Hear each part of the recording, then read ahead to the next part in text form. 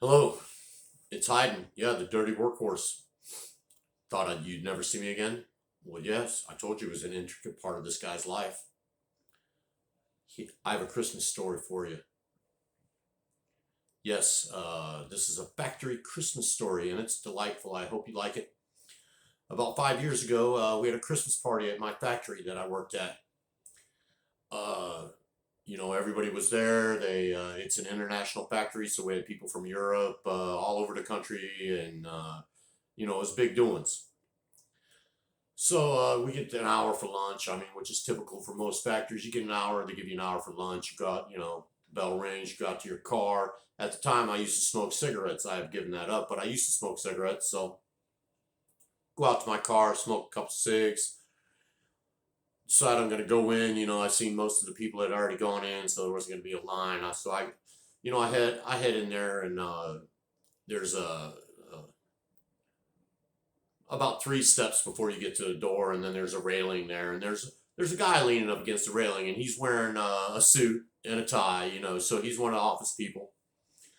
And I don't normally pay the office people much mind because we're from different worlds and we don't speak to each other. I mean, it's not necessary, and they look down on us anyways. Most of the time, they don't want to have dialogue with the unwashed, so that's perfectly okay with me.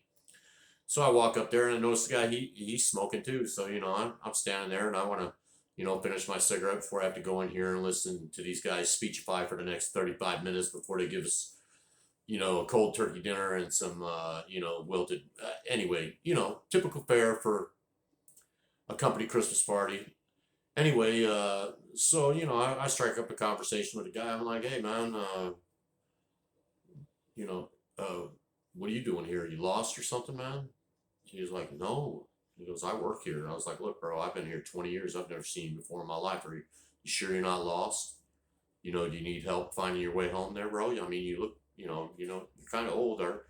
Did you get dropped off by the bus and they forgot to come get you? And the guy smiled a little bit. He knew I was poking fun at him because he's about 5 or 6 years older than me, which made it 60 something. And he's like, no, man. He goes, no, I work here. And I go, yeah, well, what do you do? Now, let me tell you what, anytime you see anybody take a deep breath before they tell you what they do, oh my God, So he takes this big old mouthful of air and he goes, I'm the VP in charge of Northwest sales and blah, blah, blah, head cook and bottle washer, and everybody fears and loathes me or whatever. It was a mouthful. And I'm like, okay, looking at my cigarette, thinking to myself, I got about 10 more puffs before I go in. So I listened to him say, and I look at him, I was like, man, that was a mouthful. Can you get all that on a business card? And then he looks at me and smiles a little bit, like I have, yeah, I guess. So, I said, so, how long you been in sales? And he was like, oh, since the 80s. And I was like, wow, man, you must have spent a lot of money on cocaine and whores. And he just stopped and he was like, I could tell that nobody'd ever talked to this guy. Like, we're about the same age though, man. Take off the suit and tie, give me a break. But he smiled a little bit and he was like, those days are gone. So acknowledging that he understood what I was talking about, but those days are gone. Now I'm going to tell you, I became 21 in San Diego. So I went to strip clubs in San Diego as 21. You want to see a Cadillac, you go to the Cadillac dealership. So anyway, I went to the dealership, and the thing I noticed though when you went into a gentleman's club at that time, that there was very few guys that looked like me in there. It was mostly guys in suits and ties. So, and that's the way it was back in the 80s. A lot of guys did business in the strip clubs. So, like I said, this guy acknowledged the fact that he understood and I understood. Okay, so we're talking a little more, and we're BSing. I'm poking at him a little bit because I really don't care if you're BP in charge of sales. That don't mean shit to me. I mean, really, if you're a decent person, then we can dialogue together. Then who cares about your freaking title, right? But these type of people, they have to put that out there, so they can make sure that you understand that they're here and you're down here. Okay, well, that's your opinion, not mine. It's your right to carry that opinion. I'm gonna fight you on it though. So we're going back and forth, and he takes a shot at me, I take a little shot at him, but I'm getting the better of him, making fun of him. And at that point, you can see the Christmas party, all the mucks is coming out of the other office, and it's time for all these guys to start moving to the front because they got to do their speech fine, and they got to tell us how grateful we should be that that another year has passed and we're all working and stuff. And I believe that year they told us all about the record sales they had that year. We were all super impressed because we were looking at our paychecks going, "Oh, that does not reflect here, but I'm glad you guys are making so much money." Awesome.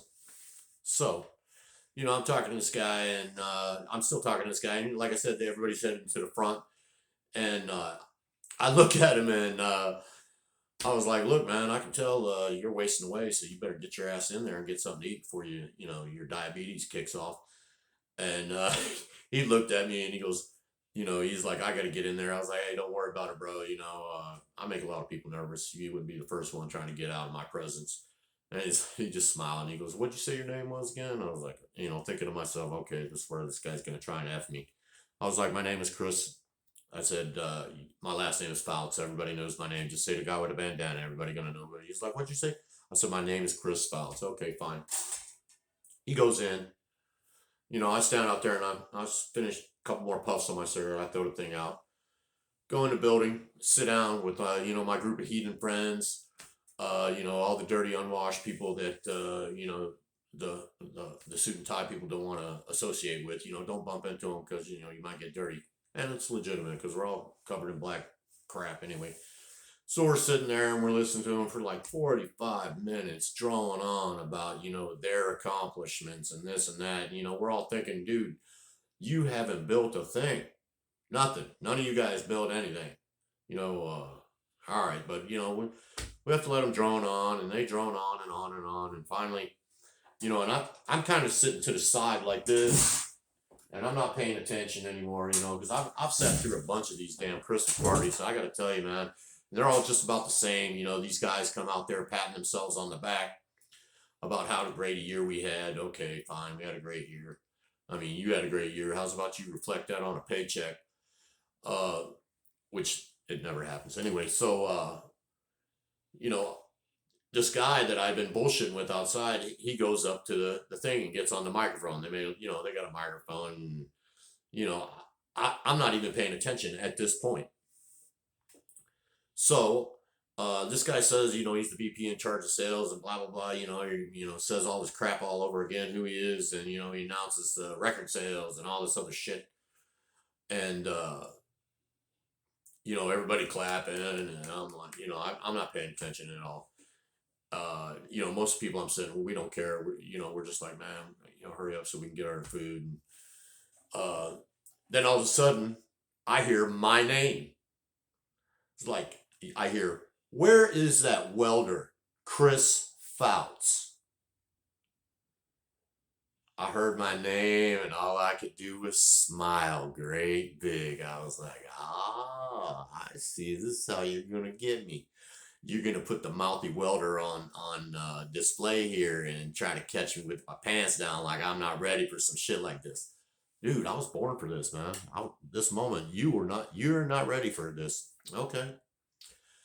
He goes, "Come on, Chris, why don't you just stand on up?" All right, bro. I stand up, and I got my big old grin on, and I'm looking around the room, and there's my boss right there. He's got a panicked look on his face, like, "Oh my God, no, no," because he knows. He knows. I'm looking around the room, and I see a bunch of the other higher ups too. They've got this look on their face, like, "Oh my God, how do we make this stop? How do we stop this?" Because I'm unpredictable. You never know what I'm going to say. And it's not that I don't care, but I'm always trying to see what can I actually get away with. I mean, how far? I call it kicking the rope limit. Like there's a rope line like this. You can kick it as hard as you want, and it'll go back, and you can follow the rope up. Well, make sure you get back behind the rope before it snaps back. You hear what I'm saying? So I'm kicking that rope. So this guy calls my name. And like I said, I stood up and I smile. I look around the room and I see all the higher ups, and they're like, "Oh, shit. This is bad. How do we make it stop?" So I look over there at this guy and I was like, yes, sir, what can I do for you? And he goes, Chris, you want to tell us what we were talking about outside on the stoop out there? I was like, I looked at him for a second. I stopped and he smiled like he got me, you know. And I looked right at him. And in the voice, I mean, you could hear a pin drop in this place because everybody in this factory knows me.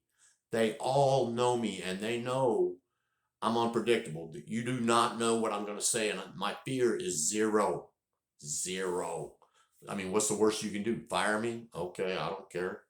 Anyway, oh man. So he goes, you want to tell us what we were talking about outside? And I was like, well, sir, I think it's completely inappropriate at a Christmas party to bring up cocaine and whores. Now, I got to tell you right now, at the minute that phrase left my mouth, it was already quiet, but even the crickets were hearing crickets.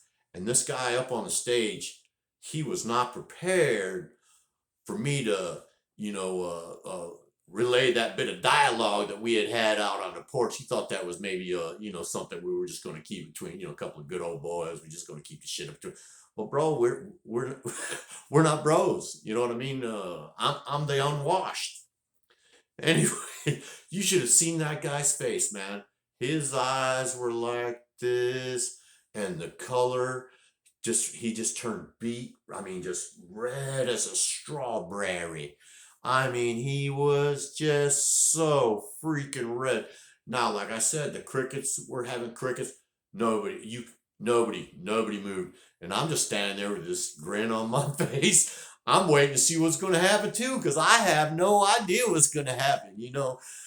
My boss is looking at me. His eyes are great big. I mean, there's a bunch of big eyes, and in the cafeteria. Now, the head man in charge is a French dude. He's a European dude, and Europeans do have a little bit more sense of humor. I mean, we live in Ohio. It's a farming community. There's Amish and Mennonite and shit like that. So, I mean, these are conservative people. I mean, super conservative. And for me to, belt out that phrase in front of all these people, I'm sure I was on a bunch of prayer lists that evening. So I look over it. Everybody's looking at the big boss man, the big French man, and he just starts laughing. He looked at that guy and he could see his face is all beat ass red. And he just started laughing, and the minute he started laughing, that gave the room the rest. I mean, you could hear like the air came back in the room and everybody started laughing. And the guy, he got his feces to coagulate there for a few minutes. And he goes, no, that's not what I was talking about. I was the other thing we were talking about. And I was like, I don't know what you're talking about, sir. And then I sat down. Yeah. Okay, so that's my Christmas party story. Now, don't forget to like and subscribe and whatever, because something with the Al's Go rhythm that I need to participate. Like, subscribe, ring a bell. Yeah, you got to ring a bell. All right, stay tuned because I have another story that I will not share today, but it has to do with a plant manager and me explaining to him about my enormous male genitalia. Yes, it's an incredible story that you must hear. All right, peace.